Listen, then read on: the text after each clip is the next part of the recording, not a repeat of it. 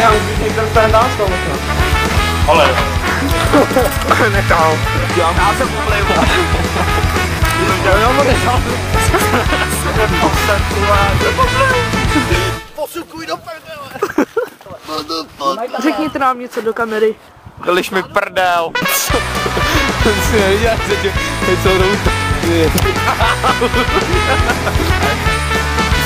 Nazdar hňude. Jaký problém? Jo. Tatouha! To mě už je roste.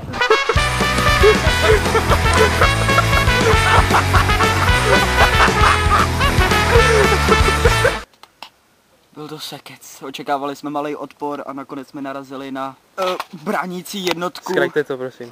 Prosím? Zkraťte to.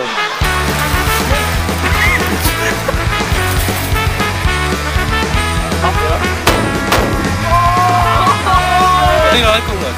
Jestli něco mi to už. Dobrý den, můžeme se vás zeptat, jak se vám to stalo? Proč jste zemřel? Byla to vaše chyba, nebo jste se nechránil? Vlastně moje chyba i jsem se nechránil. Jsem se snažil obejít s pobojovníkem nepřátelé a nepřítel mě obešel ze zádu a dostal jsem to do hlavy.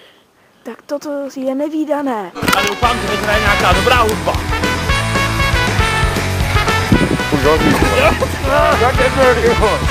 Co tam děláš s těma brýlema, no? No, čistím si je. Tomu se říká čistící proces. Jo. Který jídlo, který by si jedl a pak si krknul a úplně ho cítil jak svině. Třeba Čínu, ty vole. Já nevím, jak to tam mám dát, ty podkanály! Na straně hopere. No ty sračka, já jsem lepší, já jsem král ulice, hajzlej. To je debil! Nemáš jak tětka, bojno. Uprostřed války mu volá někdo. Čau Honzo. Za Českou republiku!